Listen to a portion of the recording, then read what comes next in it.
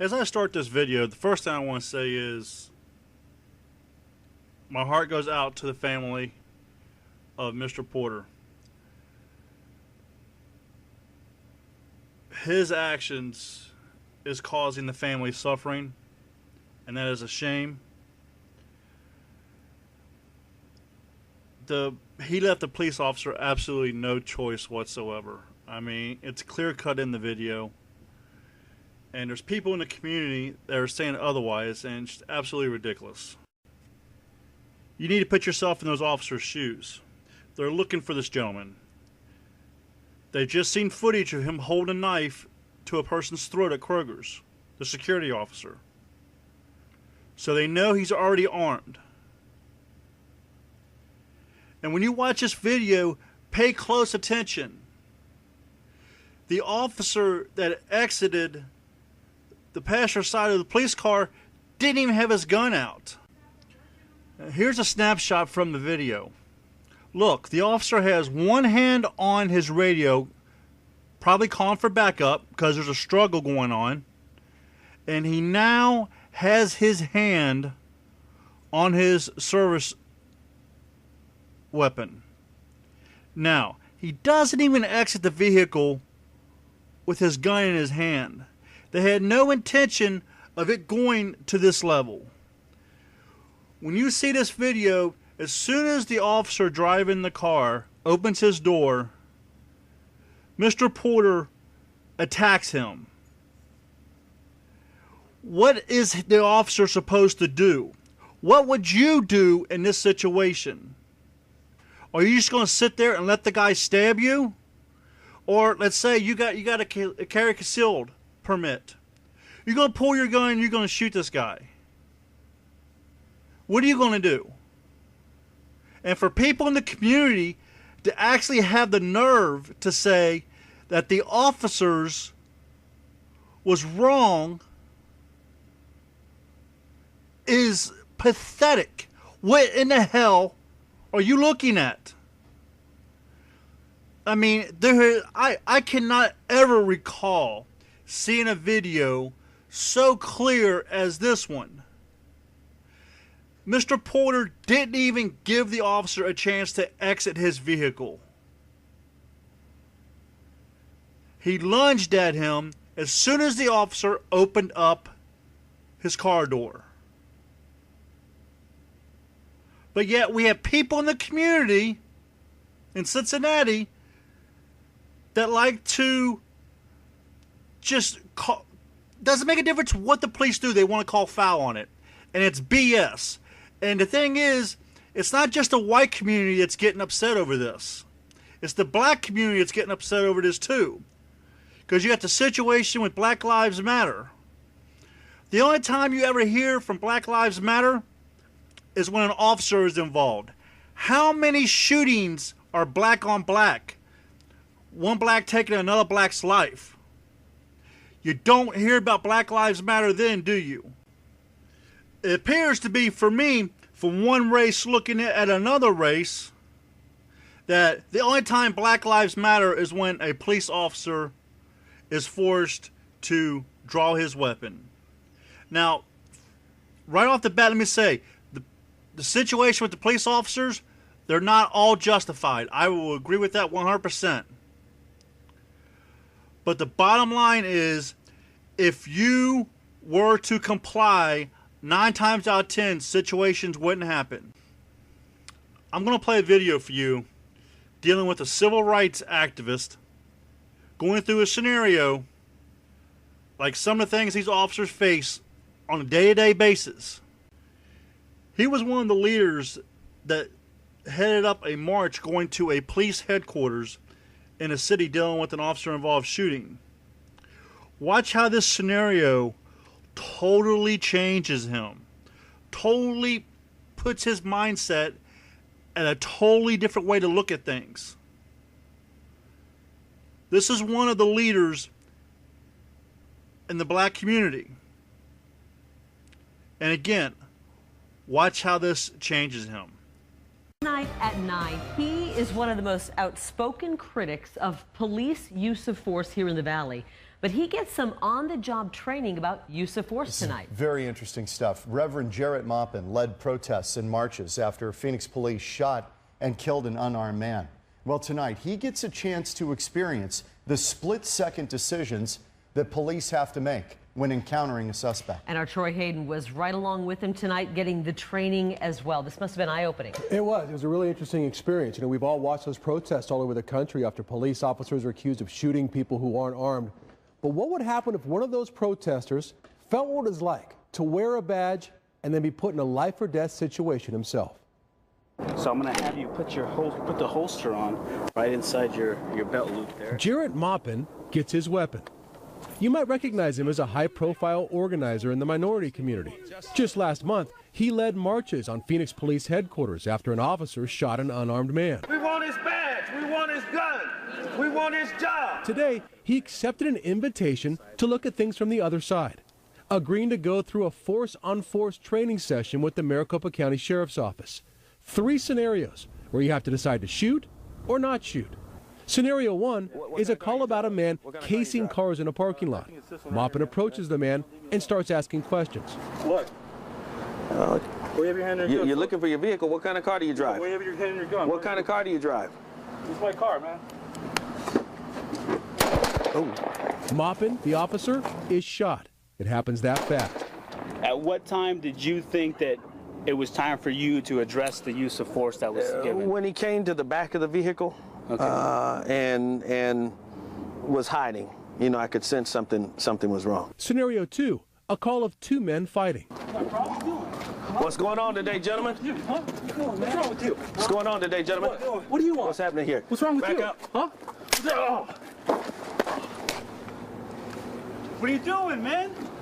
Hey! Hey, he shouldn't approach me. He shouldn't approach me. He shouldn't approach me. He shouldn't approach me. What happened in there? Yeah. What are you doing? You just shot him? Hey, he rushed me. Tell me why you shot. Well, I've shot because he was within that zone. You know, I felt there was an imminent threat. I didn't necessarily see him armed, but he came clearly to do some harm to the officer, to my person. It's hard to make that call. It shakes you up. Again, an unarmed man was shot. Scenario 3, a call about a possible burglar walking down the street. Maupin gets him on the ground. He's not complying. I need you to keep your hands up, sir. For what? Because I need to check that waistband.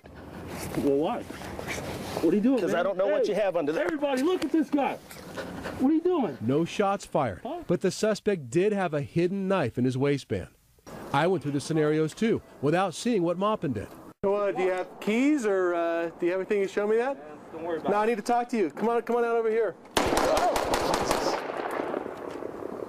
Well, I'm dead. Maricopa County Sheriffs, get on the ground. Get on the ground. Both of you, get on the ground. What do you want? Get on the ground. For what? Get back. What Get back. Same results for both of us. Things happen very fast out here. I asked Maupin what his biggest takeaway from this exercise will be.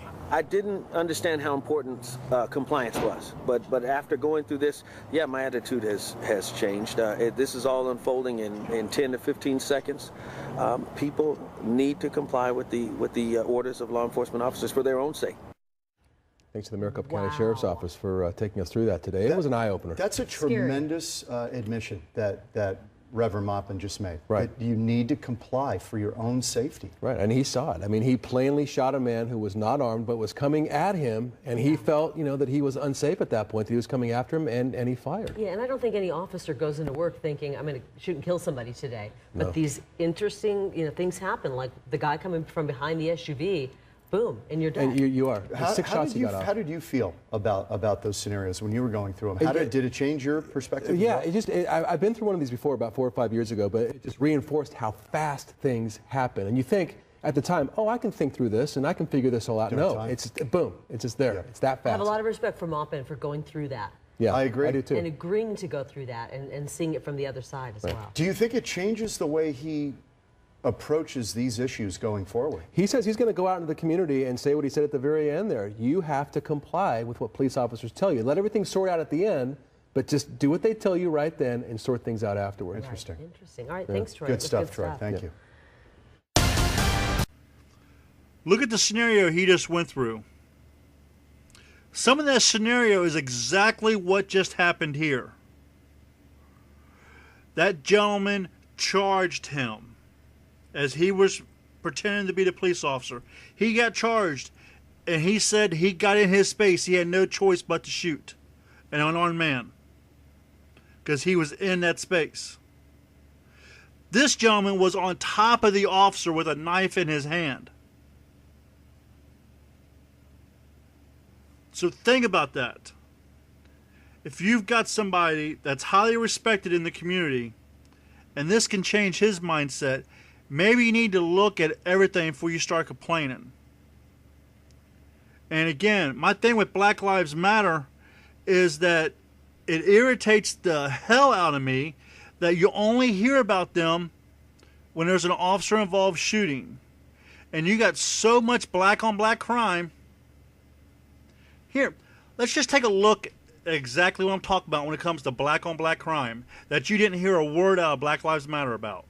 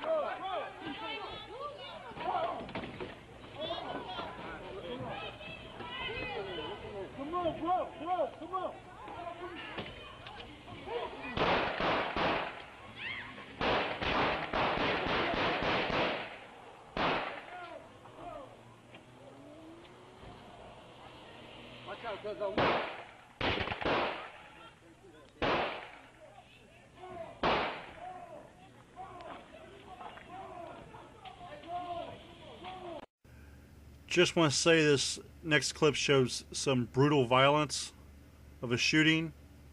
I am not sure if the young man lived or not, so his face has been blurred out. Again, prayers go out to his family, but again, this is another senseless act of black-on-black violence, and you don't hear nothing out of Black Lives Matter.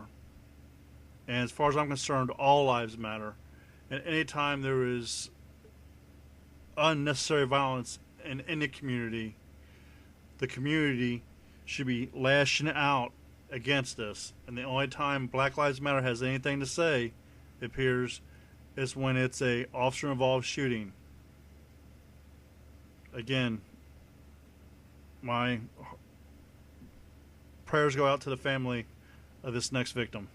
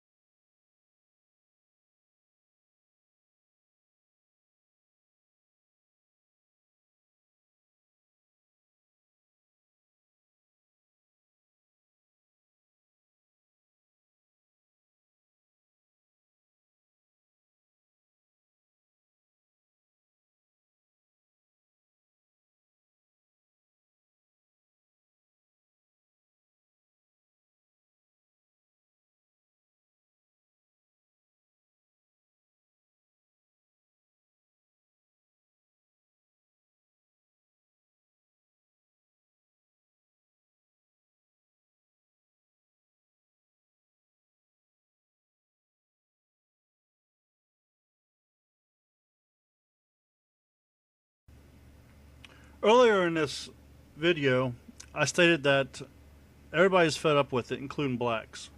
They're fed up with all of the violence.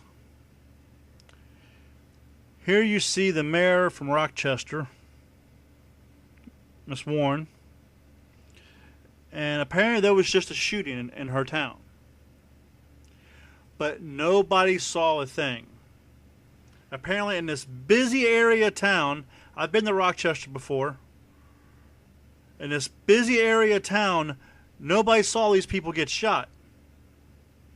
And as they're doing their press conference, all of a sudden, this black gentleman comes up from behind and just starts going off. Tell him exactly how it is. Tell him how he is afraid to leave his house. He's afraid to walk down the street from being shot by another black. But you don't hear Black Lives Matter nowhere again. And that's what I'm saying about this video. Instead of, if Black Lives Matter want to do their movement and do it peacefully, not violently, as opposed to the chants, kill the police and all this stuff, which is absolutely ridiculous. You know, you're trying to better your community, as you say it, but you're talking about killing cops. How is that better in the community? How is that making things better? Again, as I said earlier, there's been quite a few police shootings. And I will admit, they're not all justified. I'm not going to sugarcoat it. I'm not going to lie about it. They're not all justified. But damn it, 9 times out of 10, I'll even go as far as saying 8 times out of 10, if the person would just complied, none of this would have took place. And you heard a civil rights activist say the same exact thing, those words coming out of his mouth. He didn't realize how important compliance was. Now he does. And he said everybody needs to comply with the police. Then you deal with the situation later. But I'm going to play this last clip for you from this gentleman. Then we will get to the shooting in Cincinnati, dealing with a man with a knife attacking a police officer. We are trying to process what happened here last night. Up until 3, 4 o'clock in the morning, you had the district attorney was here, the police chief was here. This morning, everyone is regrouping at the public safety building. You had the council member that had represented this district here last night. The outrage is there. We will continue to be out here in our community, working with the community, walking hand in hand. I don't know who committed this crime, but believe me, once we find out, this person will be brought to justice. Are you getting a sense of authority that this was one shooter? This was a white police officer gunning down 3 blacks and injuring 4. Wilson High School will be set on fire, and every black leader, every community leader will be up here. Black Lives Matter, hands up. Blacks are murdering blacks every 32 hours since June. I've been in this town all my life. I'm 56 years old. I am afraid of being shot and gunned down by a black. Again, if this was a white police officer shooting and killing 3 blacks, people will be out here, the school will be on fire, people will be coming forward saying, I saw this white police officer. But because it's black on black crime, it is socially acceptable for blacks not to talk to the police. It is appalling. And every 32 hours since June, blacks been murdering blacks. And y'all guys got to do a better job. Thank you. But I'm out here. So. Thank you for being out here. Need I really even say more? I'm just going to go ahead and right into the clip. Again, I understand this is a lengthy clip, but I wanted to get some more important information in here. Because this is a justified shooting. It's clearly justified. I mean, the officer can't even get the chance to exit his vehicle. As soon as he opens his door, Mr. Porter charges the officer, and the officer has no choice but to shoot him. Now the thing is, you got to remember, these officers just saw footage of him at the Kroger's holding a knife to a security guard's throat. And I got some pictures here that'll show you that. And then I'll have the video so you can see the raw video of it. But it's absolutely insane for anybody to come out and say this was not justified. What do you expect these officers to do? Here comes the footage. And again, remember, he's the one that unfolded this whole situation by going into the Kroger's. Yeah, did he only steal a few items? Yeah. But he escalated it to the next level by sticking a knife in somebody's throat at Kroger's. You're no longer at a shoplifting charge. You're at a totally different charge for sticking a knife in somebody's throat. Here's that video. But first I want to show you these pictures before I play this video. Look in the middle of that circle right in front of that gentleman's hand. You can see the blade of the knife sticking out. It's clear as day. You can see the blade of that knife sticking out right below that security officer's nameplate. Here Mr. Porter has the knife right up against the gentleman's throat, where you can barely even see the blade anymore. He has it so close to the guy's throat. And now Mr. Porter has the knife to the back of the gentleman's head. Either to his head or to his throat, you can't really tell. Because it kind of looks like he's going downward with the knife, because you see the bottom part of his hand. So, again, all this unfolded because of his actions here. Here's the video from inside Kroger's. You see the security officer trying to stop him, and then he holds the knife up to him. And here you can see Mr. Porter coming across the street. It looks like he's got a liquid of some sort in his hands because he's on pour it out as he's going across the street. You can see the street wet right there. And as the officer's approaching, he stops. The officer opens up, and you can see how the officer started to get out of his vehicle, but he couldn't. So the second officer comes in, and the first officer it just shot him before the second officer got there, it looked like. But again, when that officer opened up his door, he lunged at the officer. What do you expect that gentleman to do? He wants to go home to his family also. And he gave the officer no chance to do anything but to pull his gun. I mean, what do you expect? Are you seriously going to stand there unless somebody charged you with a knife? Or are you going to pick up some and hit him with it? Or if you're holding a gun, are you going to shoot him? You're going to shoot him. Now watch here. What? Let me rewind this. Okay, now we got it slowed down. And watch how the officer just gets one hand out of the car, and then all of a sudden he lunges at the officer. See his hand right there? He looks like he already had the knife in his hand as he's going in at the officer. I'm not for sure about that, but it's how it looks on the video. And this officer here, he had no intentions of doing violence to this gentleman. He didn't even have his gun pulled out until he got all the way around the police vehicle. And for somebody to look at this video and think that it was unjustified just blows my mind. That's like somebody robbing a bank, going into the bank and leaving their ID behind. Makes no sense at all.